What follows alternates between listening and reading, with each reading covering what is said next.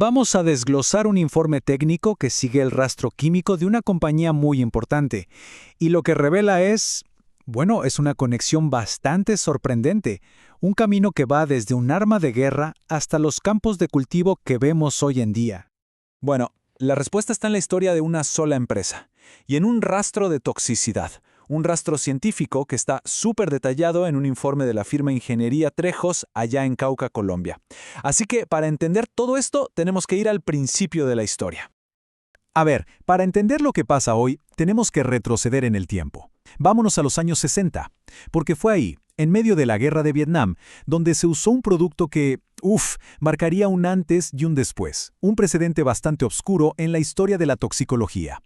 Imaginen esto, durante una década entera, los cielos de Vietnam fueron rociados con una mezcla química que se conoció como el agente naranja. Y aunque el programa terminó oficialmente en 1971, la verdad es que sus efectos tóxicos apenas estaban empezando a salir a la luz y se quedarían por generaciones. La fórmula en papel parecía simple. Era una mezcla de dos herbicidas, mitad y mitad. Pero, y aquí viene el detalle clave, uno de ellos, el 2,4,5-T, traía consigo un secreto, un polizón químico, digamos, un pasajero no invitado que era terriblemente tóxico. Y aquí está el verdadero villano de la historia, el TCDD, una dioxina potentísima. Ojo, no es que fuera un ingrediente que se agregaba a propósito, no, era un contaminante, un subproducto que parecía sí o sí durante la fabricación del 2,4,5-T si las cosas no se hacían bien. Básicamente, un error en el proceso de producción, pero con consecuencias catastróficas. Las consecuencias en la salud de las personas fueron, la verdad, devastadoras y están súper documentadas. Hablamos de problemas de piel gravísimos, diferentes tipos de cáncer, defectos de nacimiento, un sufrimiento enorme. Pero esto no solo fue una tragedia humana, sino que también sentó un precedente legal importantísimo. Abrió la puerta para que las empresas pudieran ser consideradas responsables de lo que el informe de hecho llama ecocidio. Ok, entonces se prohíbe el 2,45-T. Y aquí la historia da un giro.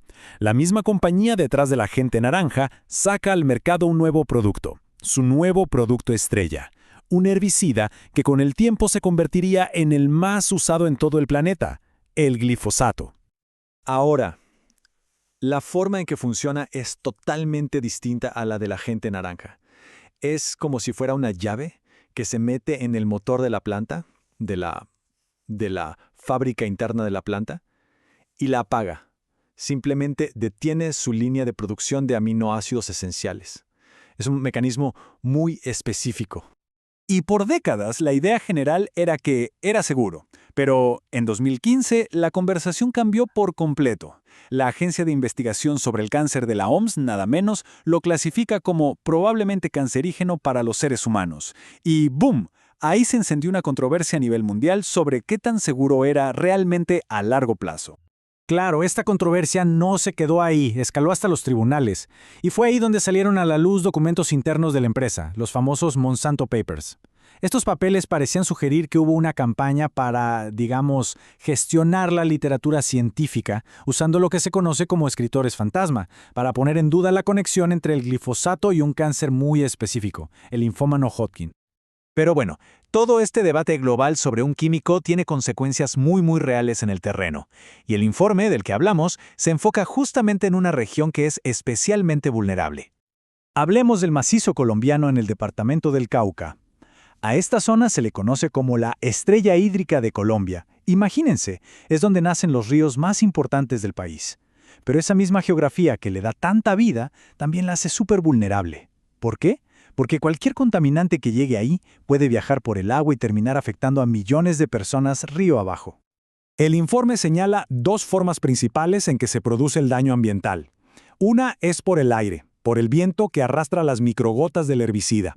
Y la otra es en el propio suelo, donde un residuo que deja el glifosato al descomponerse, el AMPA, se aferra a la tierra y se queda ahí por mucho tiempo. Y claro, está el costo humano.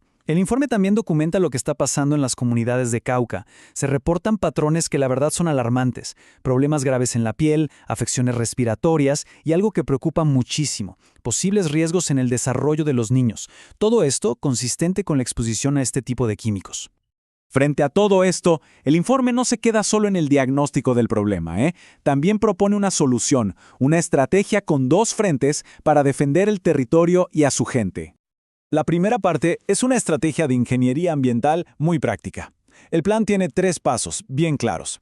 Primero, monitorear, o sea, analizar el agua para saber exactamente dónde está la contaminación.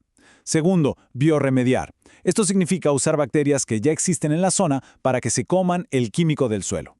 Y tercero, sustituir. Dejar de depender de estos químicos y hacer la transición a una agricultura orgánica. El otro frente es el legal y social, y se basa en algo súper importante que se llama el principio de precaución. ¿Qué significa esto? Es simple. Si hay dudas científicas sobre si algo puede causar un daño irreversible, entonces lo más importante es prevenir. La prioridad es y debe ser proteger a la gente y al medio ambiente antes que nada. Y con esto llegamos a la conclusión central del informe, que es muy potente. Dice que el paso del agente naranja al glifosato no fue realmente una mejora en seguridad, no se eliminó la toxicidad, solo se cambió el mecanismo. Según este análisis, el peligro nunca se fue, simplemente se transformó. Y todo esto nos deja con una pregunta final, una pregunta crítica que queda flotando en el aire. Es la pregunta que surge cuando la ciencia y los intereses económicos chocan de frente. Al final del día, ¿quién es el que realmente paga los platos rotos?